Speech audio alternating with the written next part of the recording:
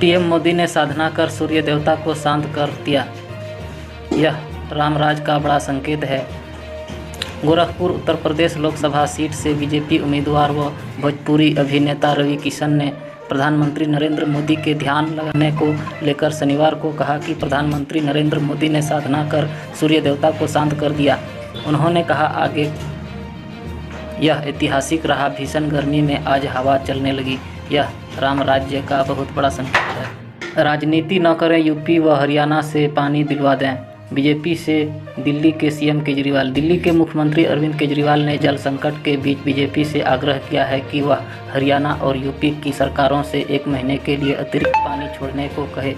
BJP से राजनीति न करने की अपील करते हुए उन्होंने कहा, मैं देख रहा हूं कि बीजेपी के साथी हमारे खिलाफ धरने प्रदर्शन करते हैं, इससे समाधान नहीं। यूपी में 200 किलोमीटर तक बिना एसी के चलती रही ट्रेन, यात्रियों ने चेन खींचकर रुकवाई। रिपोर्ट के मुताबिक शुक्रवार तड़पे प्रयागराज से चली Subedarganj special fair superfast express 200 kilometre तक बिना एसी के दौड़ती रही। कानपुर सेंट्रल से भी बिना एसी चलाए ट्रेन रवाना होने पर यात्रियों ने चेन खींचा और एसी ठीक न होने तक ट्रेन चलने पर आपत्ति जताई। एसी ठीक होने तक ट्रेन 4 घंटे कानपुर सेंट्रल स्टेशन पर खड़ी रही। झारखंड में नीलांचल एक्सप्रेस पर गिरा हाई टेंशन तार, एक शख्स की हुई मौत व कई घायल। झारखंड में चंडील मुरी रेलखंड पर सुइसा तिरुलडीह स्टेशनों के बीच शनिवार सुबह नीलांचल एक्सप्रेस ट्रेन पर ओवरहेड हाई टेंशन तार गिर गया और हादसे में एक शख्स की मौत हो गई।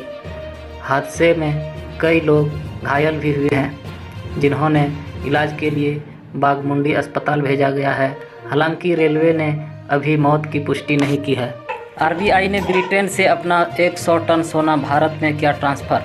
टीओआई की एक रिपोर्ट के मुताबिक आरबीआई ने ब्रिटेन से अपना 100 टन सोना भारत में ट्रांसफ़र किया है। रिपोर्ट के मुताबिक 1991 के बाद यह पहली बार है जब इतने बड़े पैमाने पर सोना भारत के अंडर में आया है। मार्च 2024 तक आरबीआई के पास कुल 822.1 टन सोना था, जिसमें से 413.8 टन विदेशों में जमा था। पीएम मोदी ने अपनी चुनावी रैलियों में किया किन शब्दों का सबसे ज़्यादा इस्तेमाल?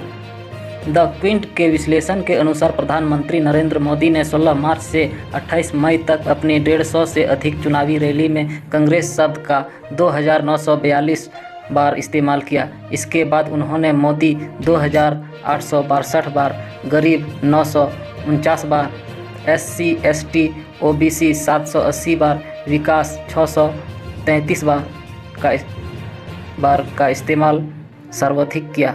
उन्होंने इंडिया ब्लॉक 518 और मुसलमान शब्द 286 बार इस्तेमाल किया। कन्याकुमारी में पीएम मोदी की 45 घंटे की ध्यान साधना पूरी। पहली तस्वीर आई सामने। प्रधानमंत्री नरेंद्र मोदी ने विवेकानंद रॉक मेमोरियल में 45 घंटे की साधना पूरी कर ली है। पीएम मोदी ने भगवा वस्त्र पहनकर ध्यान साधना की। कल पीएम मोदी ने डार्क कलर के भगवा वस्त्र धार कर रखे थे। आज उन्होंने जो वस्त्र धारण किया वो थोड़े लाइट कलर के हैं।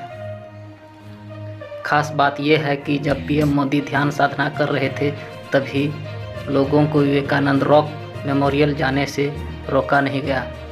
बता दें कि पीएम मोदी ने विवेकानंद रॉक मेमोरियल में उसी जगह पर ध्यान लगवाया था जहां स्वामी विवेकानंद ने साधना की थी। 30 मई की शाम से थे ध्यान में लीन।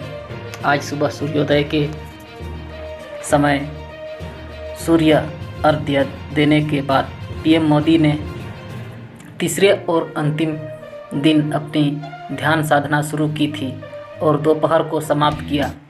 सूर्य अर्घ्य आध्यात्मिक अभ्यास से जुड़ी एक परंपरा है जिसमें भगवान सूर्य को जल अर्पित कर उन्हें नमन किया जाता है। पीएम मोदी ने एक लोटे से समुद्र में सूर्य को जल अर्पित किया और माला जपी। मोदी भगवा वस्त्र पहने हुए थे और उन्होंने स्वामी विवेकानंद की प्रतिमा पर पुष्पांजलि भी अर्पित की। वह अपने हाथों में जाप माला लेकर मंडपम के चारों ओर चक्कर लगाते दिखे। उन्होंने 30 मई की शाम को विवेकानंद रॉक मेमोरियल में ध्यान साधना शुरू की थी। 45 घंटे का अन्न खान का संकल्प। पीएम मोदी ने विवेकानंद रॉक मेमोरियल में गुरुवार को ध्यान शुरू किया था। पीएम मोदी के शेड्यूल के मुताबिक उन्होंने 45 घंटे तक कुछ भी अन्न नहीं खाया। इस पूरे कार्यक्रम के दौरान उन्होंने केवल तरल आहार ग्रहण किया। वह ध्यान कक्ष से बाहर नहीं निकले और मौन रहे। पीएम मोदी की इस ध्यान यात्रा की वजह से पूरे इलाके की सुरक्षा बढ़ा दी गई।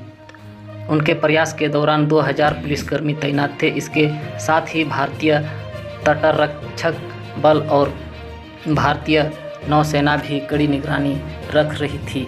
यह पहली बार है जब प्रधानमंत्री इस स्मारक पर ठहरे थे। यह स्मारक स्वामी विवेकानंद को श्रद्धांजलि के स्वरूप में बनाया गया है और यह समुद्र के बीच में स्थित है।